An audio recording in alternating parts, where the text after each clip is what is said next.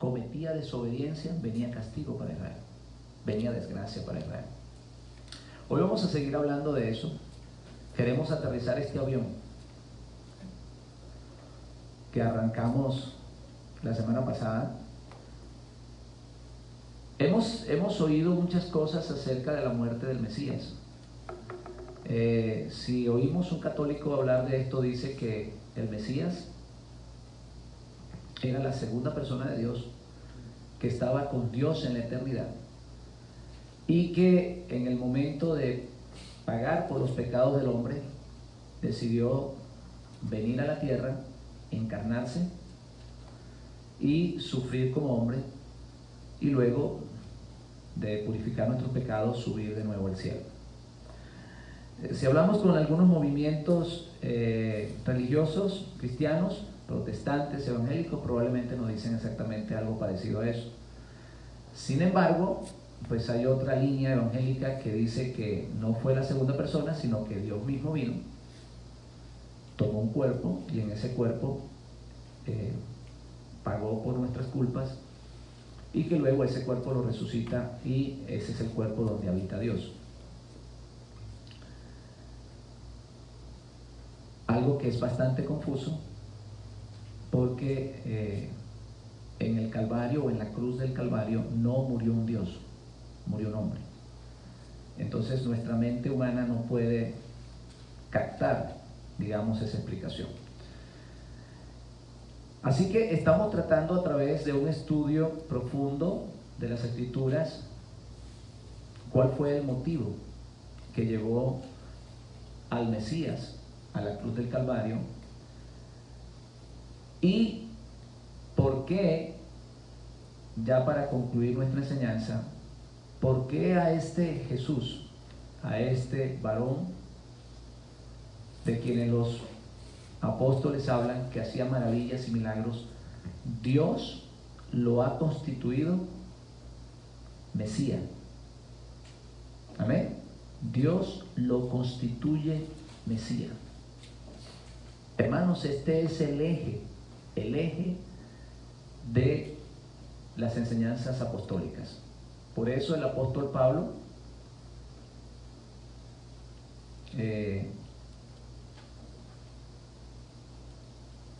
el apóstol Pedro dice que este Jesús ha venido a ser, ¿qué cosa?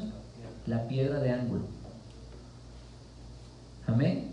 La piedra de ángulo. Si nosotros no entendemos claramente esto, nuestro pensamiento hacia Dios y toda la profecía estará equivocada, estará distorsionada.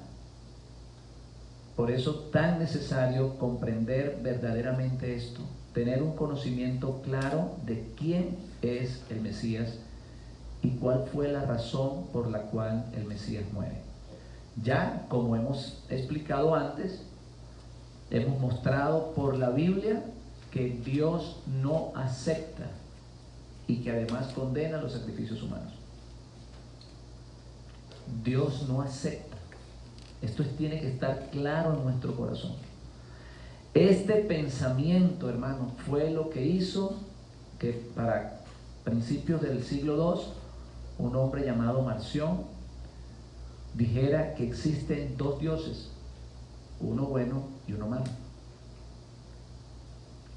Y este pensamiento es lo que de alguna manera origina la doctrina de la Trinidad, de que existe pues tres personas en Dios, y que en este caso ellos, aunque tratan de explicar que Dios no muere, es un poquito confuso, porque si ellos consideran a Cristo Dios, y si Cristo muere, por supuesto muere Dios, entonces ellos tendrían que decir, no, es que murió la segunda persona de Dios, y comienza cada vez esto a confundirse más. Lo que la Biblia explica, y debemos de ser más bíblicos, ¿verdad?, que otra cosa, y es que a Jesús de Nazaret, ¿verdad?, Dios lo levanta de los muertos. No se levantó solo, Dios lo levanta de los muertos. Que también la Biblia explica claramente que Jesús era un hombre, porque hay un solo Dios, como dice el apóstol Pablo, y un solo mediador entre Dios y los hombres, y lo aclara: Jesucristo, hombre. En la cruz del Calvario, hermanos, murió un hombre. Murió un hombre. No murió un Dios, no murió un ángel. Los ángeles no sienten. Dios no hubiese sentido dolor. Así que en la cruz murió un hombre de carne y hueso. Y para aquellos que tengan duda, cuando se les presenta a los discípulos, y había uno por allí que no creía eso, le dijo: toca para que veas que un espíritu no tiene carne ni hueso. El Mesías resucita con su cuerpo. Así que cuide ese cuerpo que usted tiene, porque ese es el que Dios le va a resucitar. No crea que le va a dar un estuche nuevo. Se lo va a renovar, pero ese es el que le va a resucitar. Así que si usted come y bebe y toma cerveza y ron y todo eso que le hace daño al cuerpo, y fuma cigarrillo y marihuana, usted está destruyendo el cuerpo que Dios un día le va a resucitar. En el pensamiento judío no existe la idea de que usted vaya a resucitar con otro cuerpo que no sea el suyo. No existe la idea. Que a ese cuerpo Dios lo va a glorificar es otra cosa.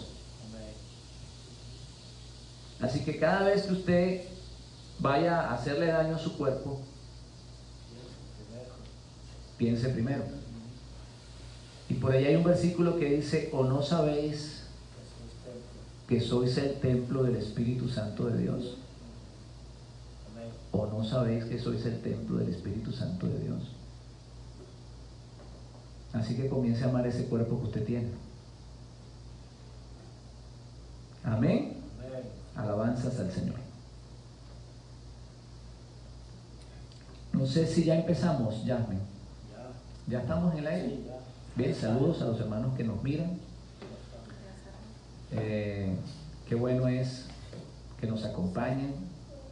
De verdad que para nosotros es un gran placer que nos acompañen, y pedirle a Dios que a través de estas enseñanzas usted pueda ser enriquecido, que Dios le hable a su corazón, y sobre todas las cosas que conozca la verdad, porque solo la verdad nos hará libre. Amén. Bien, ayer prometí que íbamos a hacer un pequeño análisis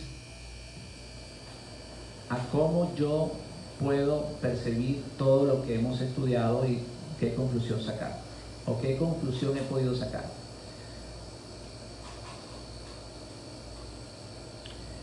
El Mesías fue entregado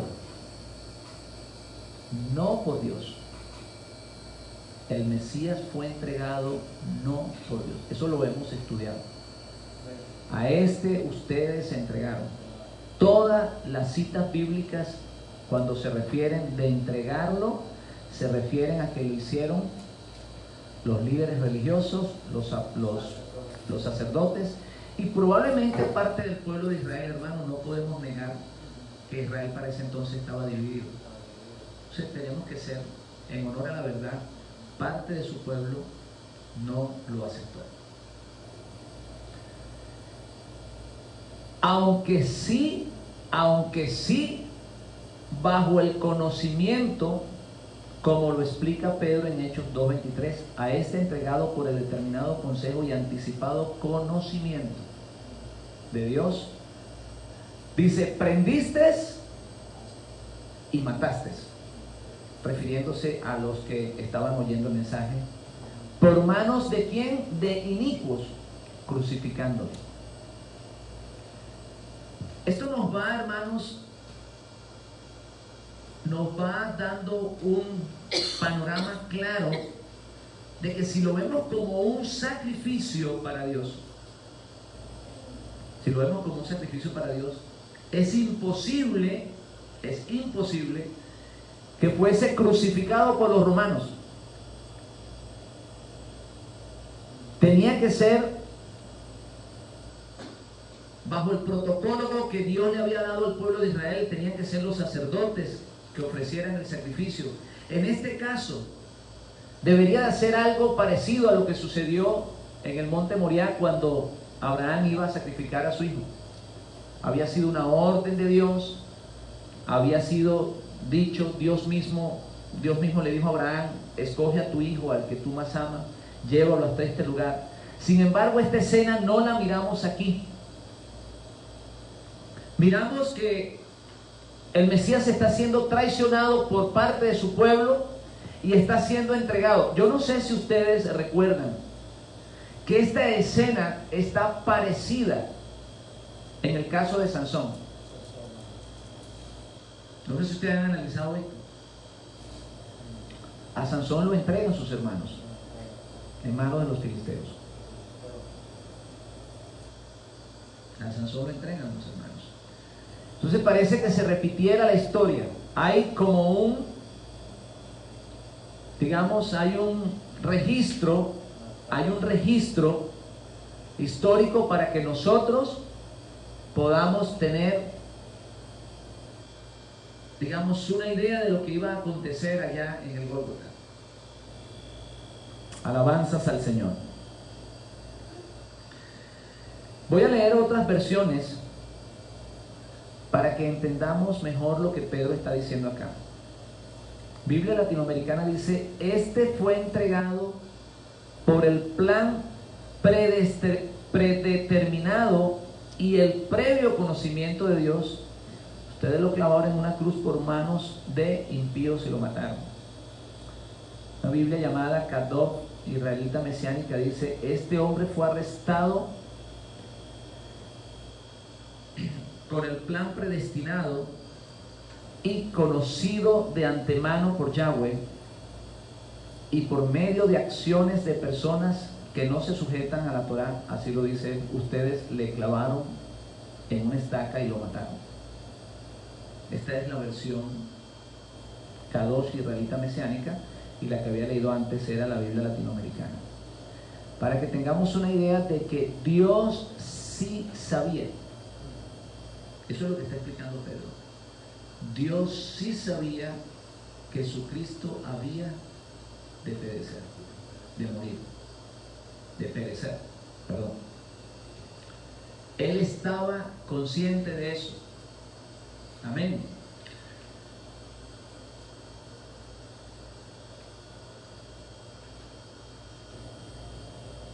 Las predicaciones del Mesías en su comienzo eran establecer el reino de Dios. El Mesías fue entregado. Dios sabía que iba a ser entregado. Dios lo sabía de antemano. Sin embargo, el Mesías comienza su ministerio con el deseo de establecer el reino de Dios. No solamente esto estaba en la mente del Mesías, sino que también estaba en la mente de todos los discípulos, como ya lo hemos visto. En el corazón del pueblo de Israel había el deseo glorioso de establecer el reino de Dios. Es más, todavía está. El pueblo de Israel no habla de otra cosa que establecer el reino de Dios. Por eso ellos desean tanto la construcción del templo, porque ellos entienden que para ese momento debe de estar el templo en pie. Sin embargo, su líder muere por manos del ejército romano y no se logra, ¿verdad?, establecer dicho reino. Él tiene un proyecto. Algo sucede en el camino que es entregado en manos del ejército romano y crucificado y no puede establecer el reino de Dios, según la palabra de Dios y según lo que hemos estudiado.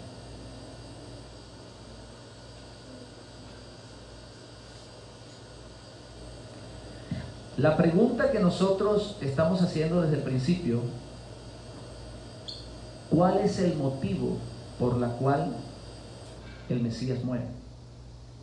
Esa es la pregunta que tenemos desde el principio. ¿Cuál es el motivo por la cual el Mesías muere?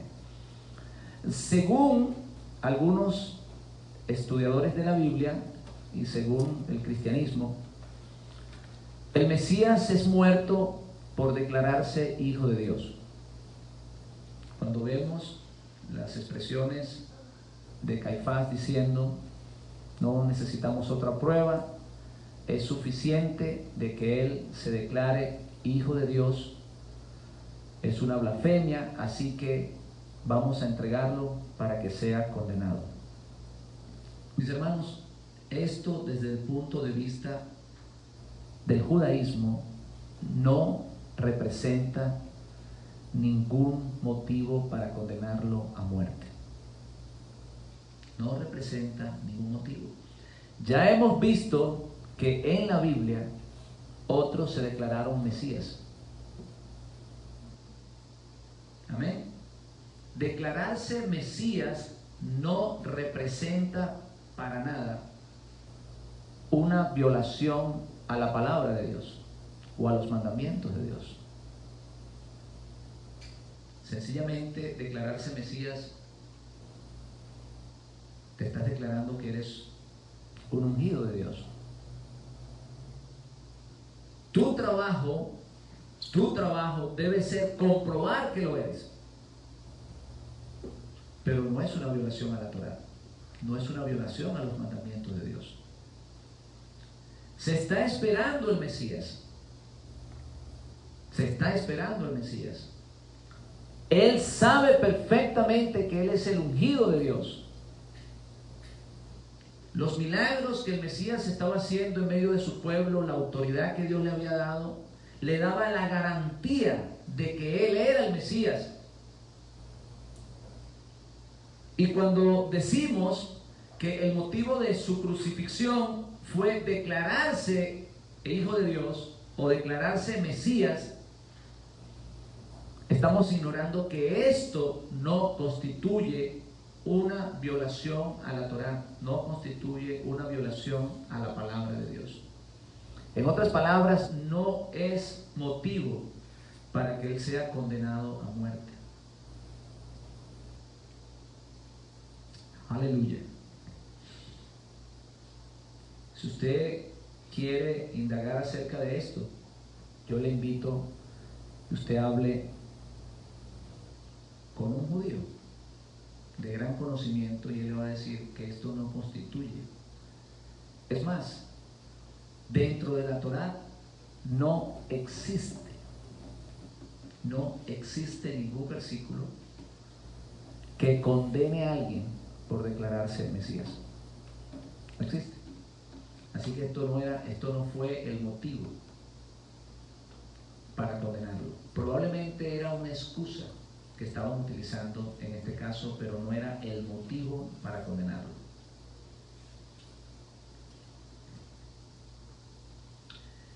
En mi opinión, ustedes pueden concluir la suya. En mi opinión, la entrega del Mesías en manos del pueblo romano o en manos del ejército romano, sencilla y llanamente se debe a que para la época que el Mesías llega, existe un liderazgo en el judaísmo vendido al gobierno de Roma. En otras palabras, trabajaban en conjunto. Los sacerdotes del templo y los líderes de la época se sentían cómodos con la protección que Roma les brindaba. De esta manera ellos vivían a costilla del pueblo de Israel, disfrutando de los beneficios que Roma les estaba brindando, y para nada querían que hubiese un disturbio en la ciudad.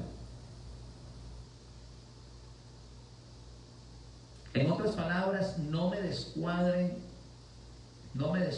este ambiente que tenemos. Cuando leemos las declaraciones de Caifás, que dice, porque es necesario que un hombre muera y que no toda la nación perezca, nos estamos dando cuenta de que ese hombre estaba siendo visto como un gran problema para el Imperio Romano.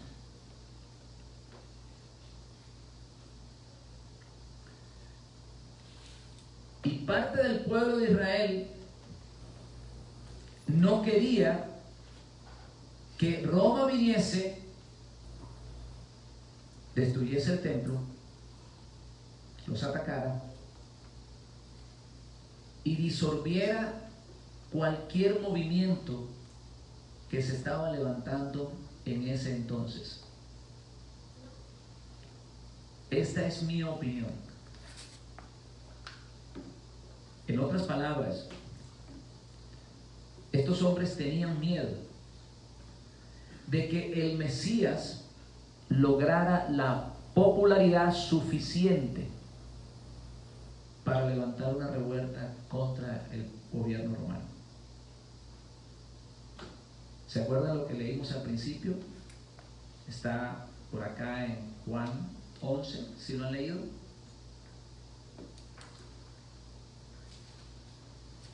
Cuando Caifás hace la declaración,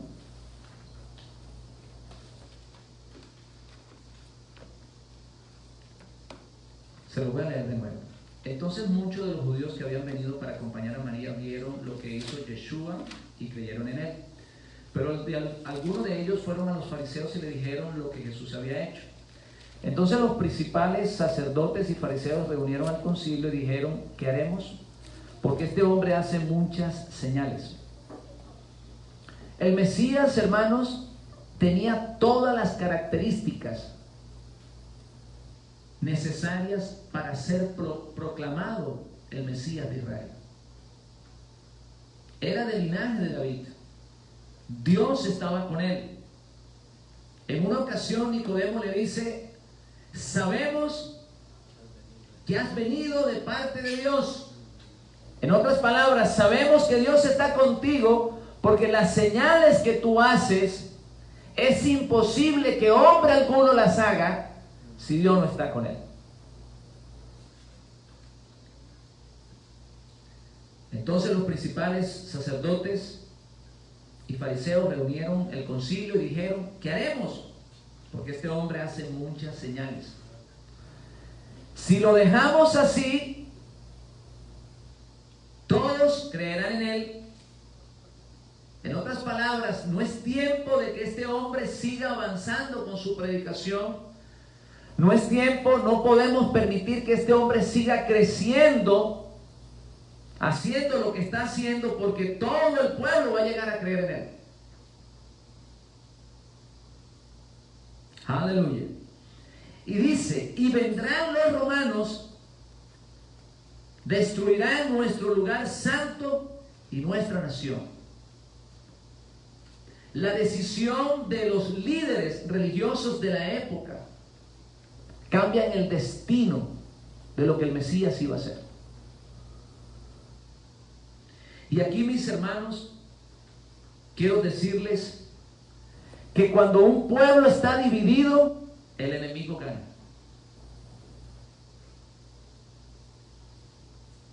Si el pueblo de Israel estuviese unánimes en recibir al Mesías como lo que eran, él hubiese establecido el reino de Dios en la tierra. Sin embargo, Sin embargo, como podemos ver, parte del pueblo de Israel lo apoyaba, pero parte no lo apoyaba. Y el Mesías, Yeshua, al verse en esta situación, al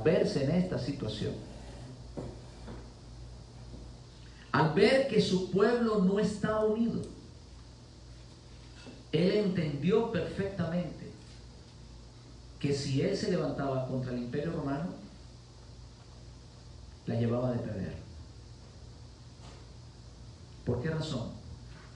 Porque parte del pueblo iba a estar con él y parte del pueblo en contra.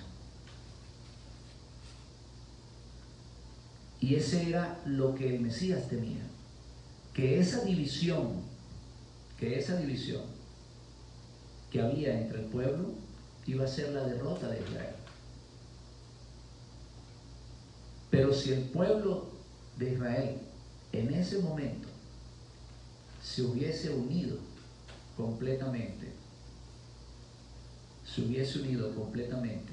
al Mesías, la historia hubiese sido otra. El Mesías hubiese establecido el reino. Ustedes me dirán, ¿cómo era posible que un pequeño pueblo pudiera destruir el Imperio Romano? Cuando vemos la Biblia, cuando vemos la historia de la Biblia, nos damos cuenta perfectamente que Israel nunca luchó con grandes ejércitos. Es más, hasta ahora, en la actualidad, las últimas guerras que Israel ha tenido siempre ha sido inferior en armas y en personas, y sin embargo Dios le ha dado la victoria. Por eso les invito, hermanos, que lean, que miren las últimas guerras de Israel. Hay un reportaje que se llama La Guerra de los Tanques, La Guerra de los 7 días, también hay otro, para que miren cómo Dios ha respaldado a este pueblo y que con un pequeño ejército ha podido destruir a sus enemigos. Y esto, hermano, que sucedió allá con David y el gran filisteo, era una muestra de que Dios con un pequeño grupo podía vencer al gigante. Y esto se ha repetido a través de la historia. Gedeón no necesitó un gran ejército. ¿Se acuerdan la historia de Gedeón? Cómo Dios fue descartando a las personas. El que tenga compromiso, regrésese a su casa. Y el que tome el agua de esta manera, regréselo, apártelo. Y con un pequeño ejército destruyó al pueblo de Madián. Entonces, hermanos, si el pueblo de Israel se hubiese unido en ese momento, en el sentir, en tener el mismo espíritu que tenía el Mesías, en Israel se hubiese constituido el reino de Dios. Aleluya. El Mesías mira que no puede hacerlo, que su pueblo está dividido. Él sabe que no puede luchar de esa manera. Él sabe que vendrá sangre para su nación. No hay el apoyo completo, no hay fe en el pueblo suficiente para proclamarlo a él Mesías y para entender que si lo proclaman Mesías, Dios, el Dios de Israel, lo iba a apoyar y iba a lograr la victoria. Y en estas circunstancias vemos un cambio de actitud en el Mesías. Vemos que su mensaje cambia. Y él, para no permitir que el pueblo sea destruido, entonces él se entrega en manos de los romanos.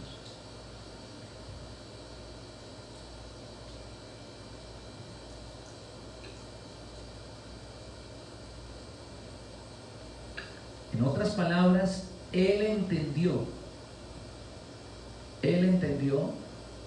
que definitivamente no podía hacer lo que él tenía pensado hacer. Sin embargo, hizo todos los esfuerzos para que se cumpliera. Sin embargo, hizo todos los esfuerzos para que se cumpliera. Hermanos míos, creo que todos aquellos que tienen este sentir,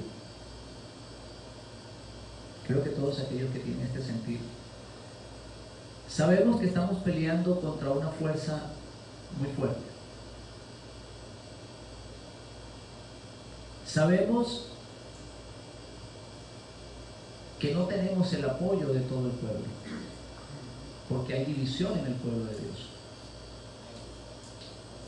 Sin embargo, seguimos luchando. Eso no es motivo para pararnos. El Mesías sabía que su pueblo no estaba unido, pero eso no lo detuvo. Él continuó con su propósito. ¿Por qué se cumple la profecía? ¿Por qué se cumple la profecía de morir en Pascua? Porque cuando leemos los evangelios nos damos cuenta que él se estaba escondiendo. En otras palabras, él no permitía que lo atraparan. Pero en Israel hay 3 fiestas en el año que es obligación que todo hombre suba y se santifique en Israel. ¿Y cuáles son? Pascua, Pentecostés y Tabernáculos. Esas 3 fiestas es obligación que todo hombre judío vaya a Israel y se presente en el templo. ¿Qué dijeron estos sacerdotes? ¿Qué dijeron los que lo querían? Él tiene que subir. Es Pascua, tiene que subir. ¿Están conmigo, hermanos? ¿Se están dando cuenta por qué se cumple la profecía? Él mira que su pueblo está dividido.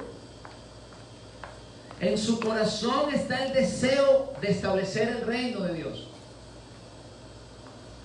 Pero su pueblo no lo apoya en la totalidad.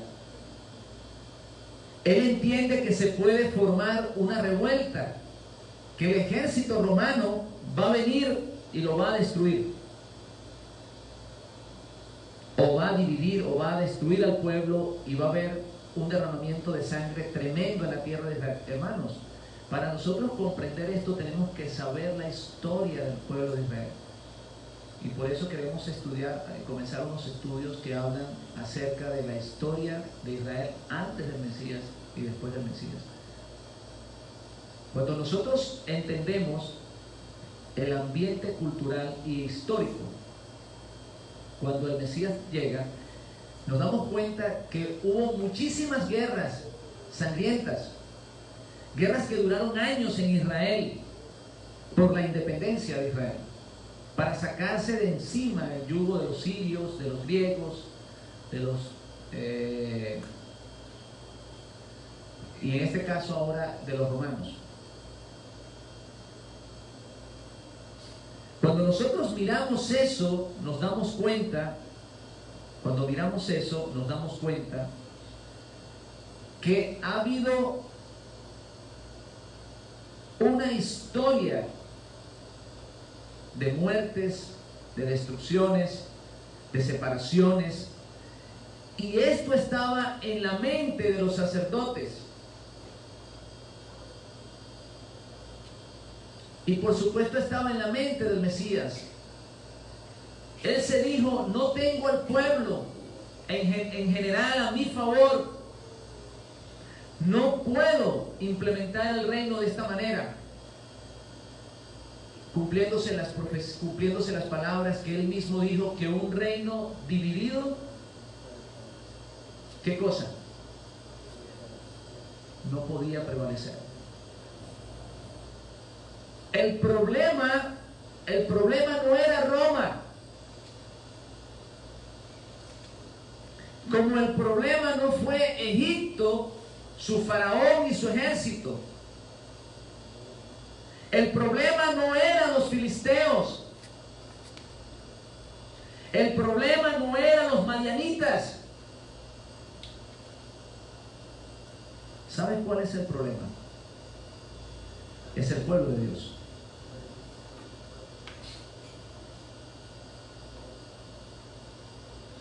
Cuando Israel iba a entrar a la tierra prometida, ¿qué hizo que Israel no entrara en 40 días a la tierra prometida? No fueron los gigantes que estaban en Canaán. Fue la división que había en el pueblo de Dios.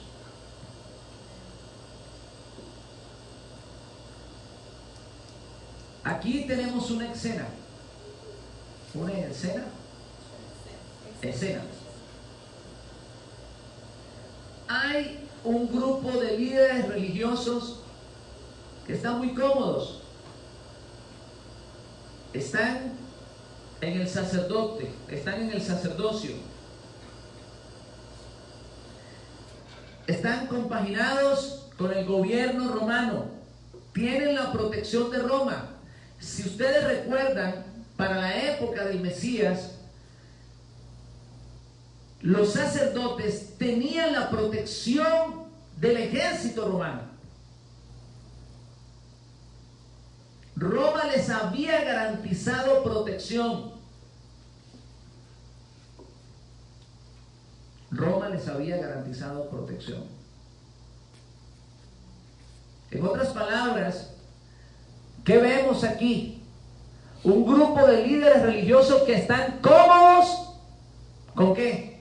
Con su religión. No quieren problemas. No quieren cambios. No quieren cambios. Estamos bien con lo que tenemos. Que no se nos levante alguien por allí diciendo que es el Mesías. Eso es lo que vemos en la Biblia. Eso es lo que nosotros estamos analizando.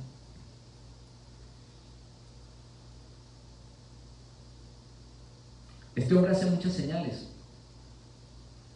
Se nos va a levantar un líder. Nos va a quitar el estatus que tenemos. Vamos a dejar de estar cómodos. No nos conviene. ¿Qué tenemos que hacer con él? Tengo una idea. Él tiene que venir en la Pascua. Él tiene que subir a Jerusalén. Vamos a planificar para ese momento atraparlo. Y el Mesías, mis hermanos, al ver esta división,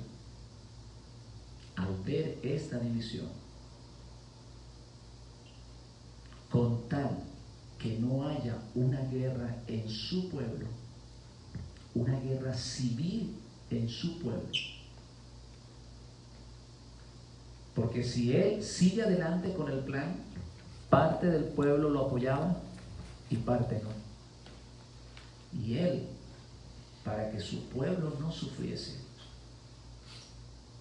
acepta ser entregado. Acepta ser entregado en manos de romanos. ¿Y quiénes los entregan?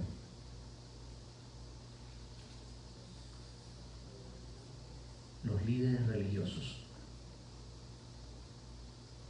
Aquellos que creen que ellos están correctos y que todos los demás están equivocados.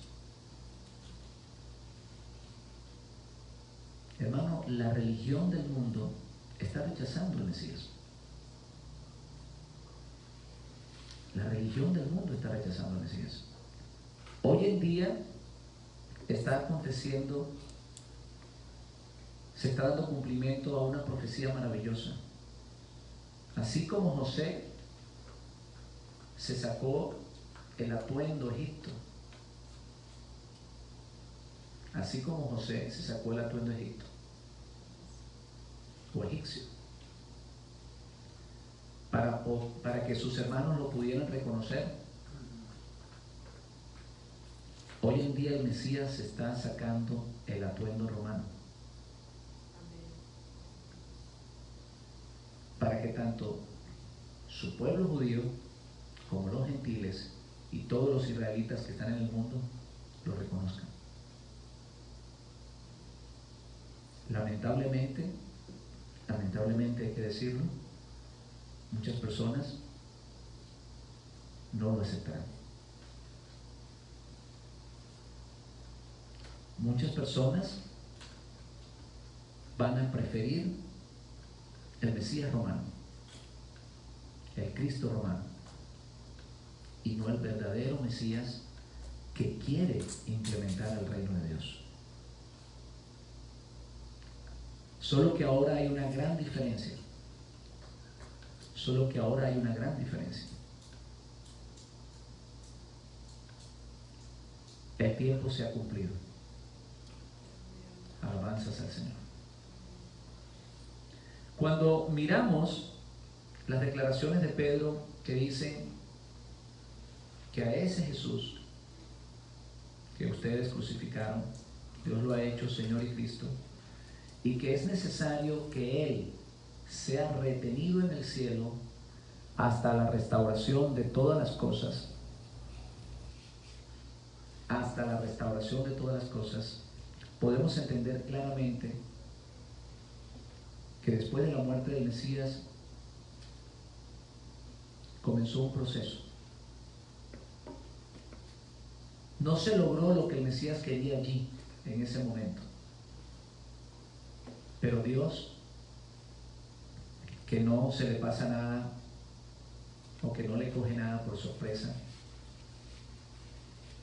con los méritos del Mesías, Dios ha levantado una multitud inmensa para cumplirse la promesa que le hizo a Abraham. Tu descendencia será como las estrellas del cielo, como la arena del mar que no se puede contar. Mis hermanos, se está cumpliendo esto. Dios está levantando ya ese pueblo de entre las naciones, ese pueblo de entre las naciones, para unirlo al pueblo de Israel, para traerlo a casa. Amén. Dios está levantando, despertando los huesos secos del valle de Ezequiel, del valle de los huesos secos, y están comenzando a marchar en dirección hacia Israel. En otras palabras, se está cumpliendo lo que el apóstol Pedro dijo, que era necesario que él estuviese retenido en el cielo hasta que se restauren todas las cosas. ¿Qué tiene que ser restaurado, mis hermanos? ¿Qué tiene que ser restaurado? ¿Qué es lo que no está restaurado para Dios? El reino de Dios. El reino fue dividido y el reino debe estar unido de nuevo para recibir al Mesías. Mientras nosotros estemos peleando por diferentes opiniones,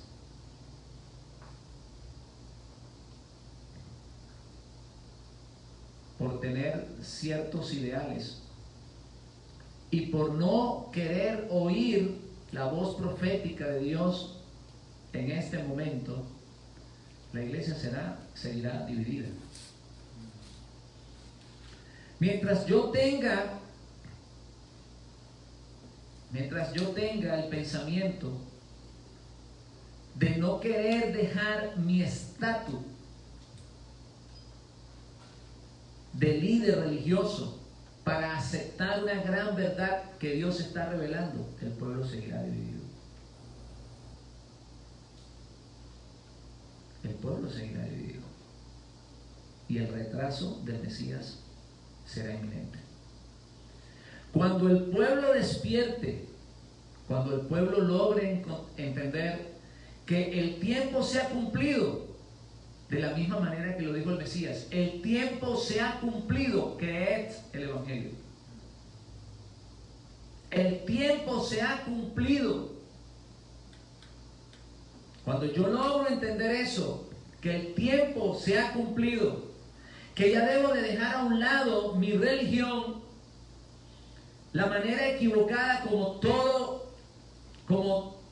que he tenido por toda mi vida, y entender el momento profético que estamos viviendo y afinar nuestros oídos a la voz de Dios que está diciéndonos que es necesario que haya una reforma y que ya Él ha comenzado a hacer esa reforma, levantando a sus hijos de entre los muertos, sacándolo de los sepulcros de las naciones, sacándolo de las iglesias donde no están recibiendo la verdad y ya están comenzando a caminarse o a encaminarse hacia la tierra prometida.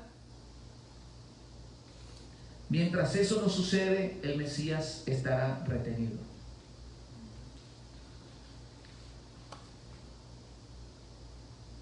Mientras los líderes de las iglesias les importe más la denominación que tienen que la verdad, el Mesías estará retenido y el reino de los cielos no podrá establecerse.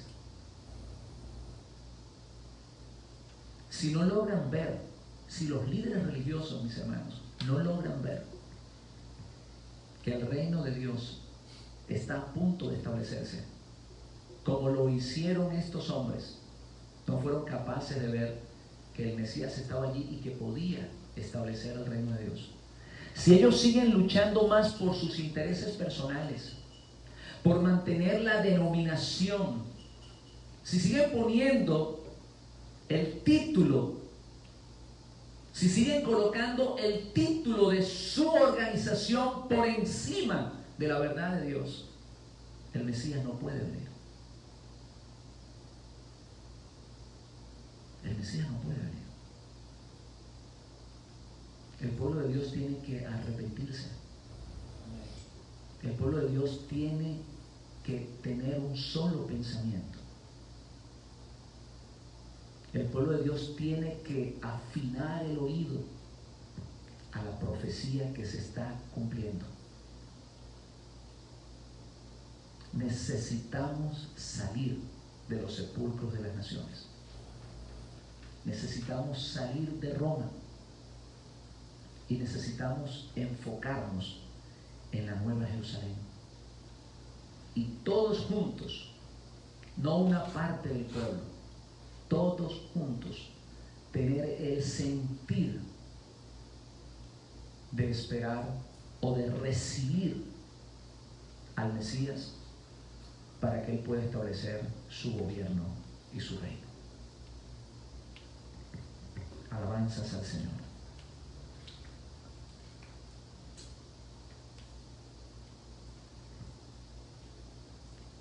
Por eso les decía que no podemos ver el reino de Dios desde un punto de vista único, espiritual. No podemos verlo desde ese punto de vista. ¿Saben por qué?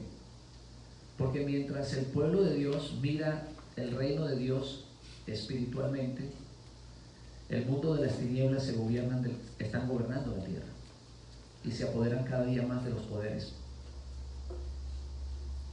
Tenemos casos donde algunos presidentes de las naciones son brujos.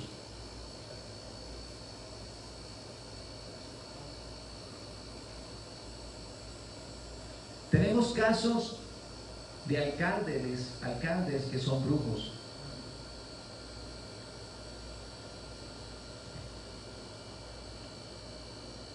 Sabemos perfectamente que hay muchos gobernantes que no tienen temor de Dios. Sin embargo, ellos son los que gobiernan. Y mientras ellos estén gobernando, hay opresión en el pueblo, no hay justicia.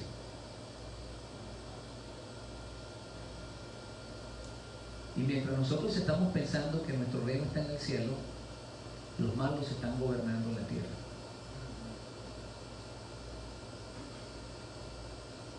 Si nos estamos dando cuenta que esto no es solamente un problema espiritual. Si usted tiene su pensamiento, de esperar al Mesías y que aquí en la tierra pase lo que pase, usted tiene un pensamiento totalmente desenfocado de lo que enseña la palabra de Dios. Se requiere la ayuda de cada uno de nosotros para establecer el reino de Dios. Se requiere la ayuda de cada hijo de Dios para establecer el reino de Dios. No espere que lo vaya a establecer el Mesías solamente. Él no pudo hacerlo. Cuando él miró que su pueblo estaba dividido, decidió entregarse, morir en manos del ejército romano antes de mirar a su pueblo destruido, dividido. Se requiere, hermanos, que el pueblo de Dios despierte, que logre ver el cumplimiento de las profecías. Las escrituras se están cumpliendo en este momento. Que no pongas más tus intereses privados, que no coloques más el título de tu organización por encima de la Biblia y por encima de la voz y del llamado de Dios, para que pueda ser establecido el reino de Dios. Alabanzas al Señor. Esta es mi opinión conforme al análisis que yo estoy dando, o conforme al análisis que yo le di a las escrituras, y conforme a lo que podemos ver en el Nuevo Testamento, en los evangelios, en las cartas, en los discursos de los apóstoles. Por supuesto, usted puede tener su propia opinión. Usted tiene todo el derecho de tenerlo. Pero esta es la opinión, o lo que yo he podido entender, la razón por la cual murió el Mesías. No fue entregado por Dios. Él se entregó. Y se entregó para que su pueblo no sufriese un ataque del gobierno romano.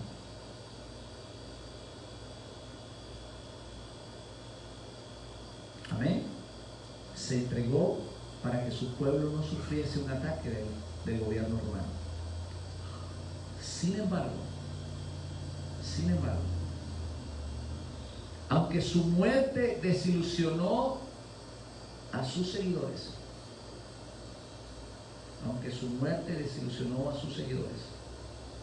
aunque después de su muerte cada quien buscó para dónde irse y a regresar a sus trabajos, a sus labores, como lo hizo Pedro, buscó su arca y se fue a pescar, y aquellos que iban caminando de Emaús iban de regreso a sus labores. Todo esto, mis hermanos, cambió al tercer día. ¿Y saben por qué? Porque Dios lo resucitó de entre los muertos y lo proclamó Mesías de Israel. ¿Se recuerdan lo que les había dicho? La muerte descalificaba al aspirante al Mesías. ¿Sí se acuerdan lo que le dije ayer? La muerte descalificaba. A pesar de todos los milagros que el Mesías hizo, el hecho de haber muerto estaba descalificado como Mesías de Israel. Pero Dios se tenía unas bajo la mano, y al tercer día levantó a su Cristo, levantó a su Mesías de entre los muertos. Y por la resurrección de los muertos, por la resurrección de los muertos, es declarado Mesías de Israel y del mundo. Y estas son las declaraciones de Pedro, capítulo 8, que bastante que hemos leído el versículo 38 y no hemos retrocedido un poquito a lo que Pedro dice antes.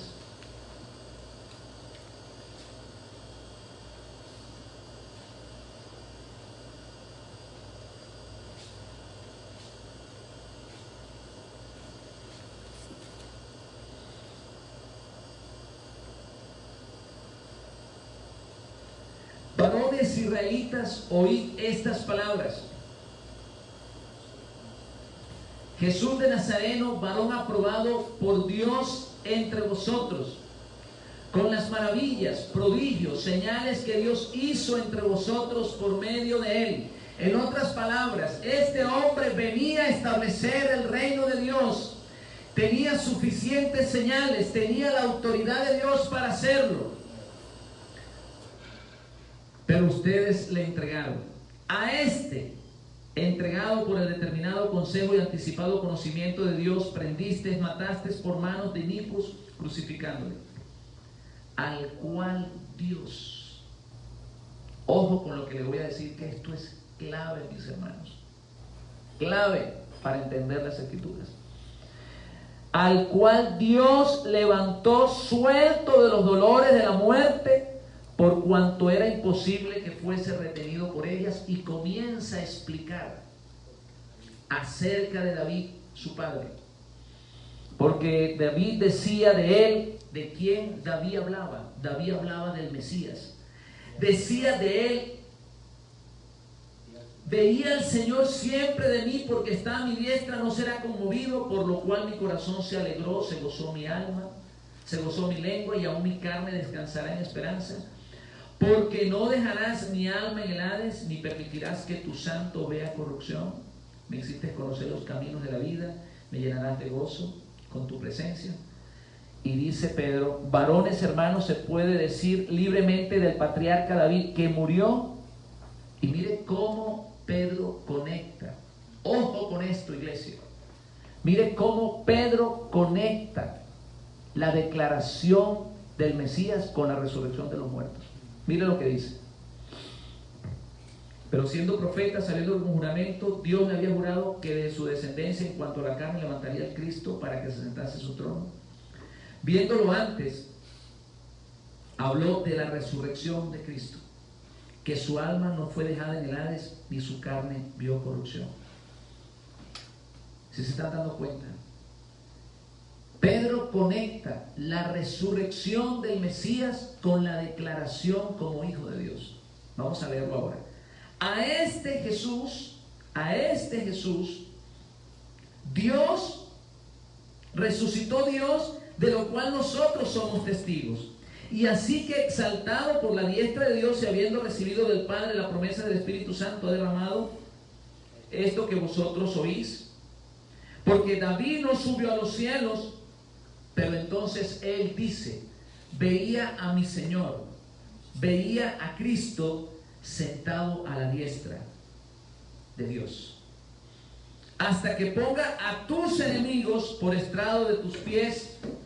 Sepa pues, versículo 37, sepa pues ciertísimamente toda la casa de Israel, a este Jesús, a quien vosotros crucificasteis, que dice: Dios lo hizo Señor y Cristo. ¿Cuándo lo hizo Señor y Cristo? ¿Cuándo, hermanos? Si la muerte descalificaba a todo candidato para ser Mesías, ¿cuándo Dios hace al Mesías Señor y Cristo? Por la resurrección de entre los muertos. Por la resurrección de entre los muertos. Esa es la declaración.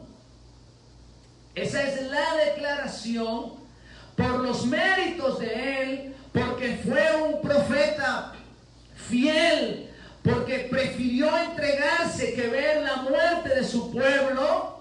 Por esa razón y por el espíritu de santidad que había en él, entonces Dios lo declara Cristo y Señor.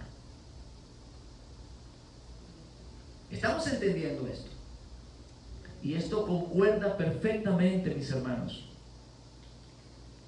con lo que el apóstol Pablo dice en la carta a los romanos.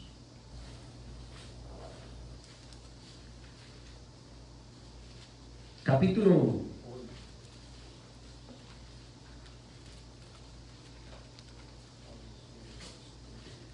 Pablo, siervo de Jesucristo, llamado a ser apóstol, apartado para el evangelio de Dios, que Dios había prometido antes por sus profetas en las Santas Escrituras, acerca de su Hijo, nuestro Señor Jesucristo, que era del linaje de David según la carne. Y miren el 4, que fue, ¿qué cosa? Declarado Hijo de Dios. Declarado Hijo de Dios con poder según el Espíritu de Santidad. ¿Por qué cosa? Por la resurrección. ¿Por los milagros? ¿Por los milagros? Si Moisés había hecho milagros, si Elías había hecho milagros. ¿Estamos entendiendo esto? Gedeón había hecho milagros. Josué había hecho milagros. ¿O les parece poco detener el sol? ¿Será que eso es poquito para ustedes? ¿Moisés no hizo milagros? Abrió el mar. Golpeaba una piedra y salía agua para alimentar al pueblo de Israel y a su ganado. Entonces, ¿qué es lo que hace que el Mesías sea proclamado Hijo de Dios?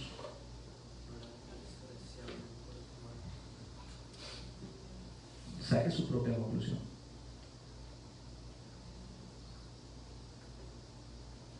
Cuando Pedro, en ese famoso discurso de Hechos 2, que nosotros no lo sabemos de memoria, los que un día fuimos pentecostales, no sabemos de memoria eso. ¿Qué conecta Pedro con la exaltación de Jesús a la diestra de Dios? La resurrección entre los muertos. Habla de David, que a pesar de todo, su sepulcro estaba allí. Y cita un salmo donde dice, porque tu santo no verá corrupción. Y comienza a conectar la resurrección de Jesucristo con la exaltación.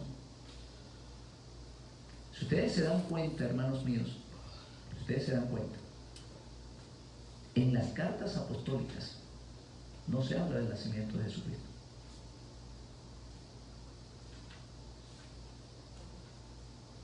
¿O sí? En ninguna parte de las cartas apostólicas los apóstoles conectan el nacimiento de Jesús con la proclamación de Hijo de Dios. Búsquenlo para que vean que no lo van a encontrar. Sin embargo, las declaraciones apostólicas en los discursos, como el que acabamos de leer, y la introducción de Pablo acerca del Evangelio, declara al Mesías Hijo de Dios, o lo declara Mesías Hijo de David, o el Mesías Ben David, el Mesías de Israel, el Rey de Israel. Eso es lo que lo está diciendo, por la resurrección de entre los muertos.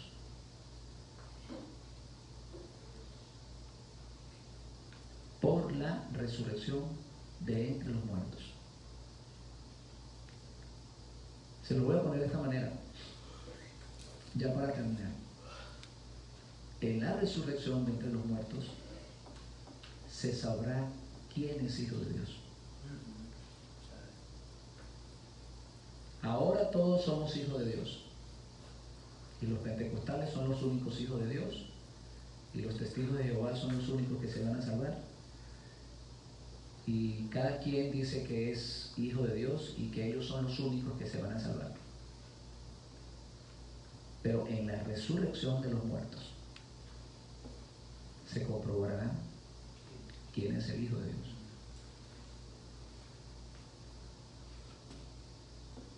Y si usted quiere resucitar como Jesús, mi consejo es que viva como vivió Jesús.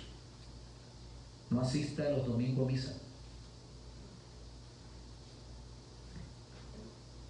Guarde el sábado.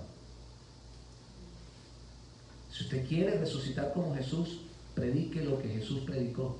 Esta es la vida eterna, Padre, que te conozcan a ti, al único Dios verdadero.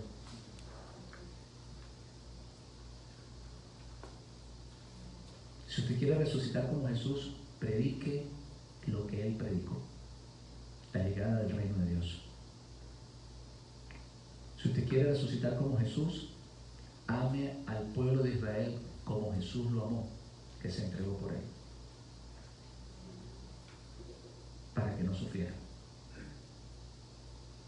Esos méritos, su predicación, su vida entregada a Dios, su ministerio, es lo que hace, aparte del espíritu de santidad que había en él, es lo que hace que Dios lo levante de entre los muertos y lo proclame: este es mi hijo amado, yo te he engendrado hoy.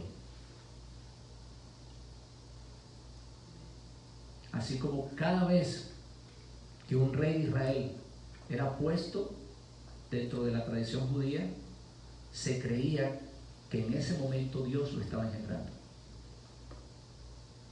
Y la resurrección de entre los muertos y proclamar al Mesías, el Mesías de Israel, el rey de Israel, se cumple la profecía del Salmo que dice: este es mi hijo, yo te he engendrado hoy. Vamos a darle gracias a Dios, hermanos, por su palabra. Usted puede hacer un análisis, ustedes que nos miran a través del internet, pueden hacer un estudio más profundo. Quisiera que nos escribieran si consideran necesario. Alguna opinión que ustedes tengan es respetada, pero lo que yo he podido analizar de las Escrituras y en base a lo que yo he estudiado, esta es la manera como yo concluyo esta enseñanza. Dios no entregó al Mesías, tampoco vino de los cielos. El Mesías nació en Israel. Fue un varón poderoso, ungido por el Espíritu Santo de Dios para hacer señales, milagros y para establecer el reino de Dios.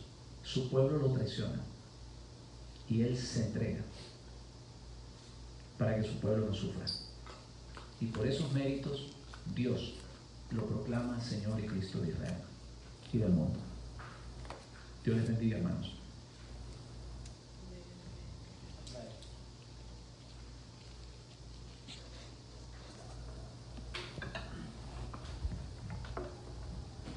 Gloria a Dios.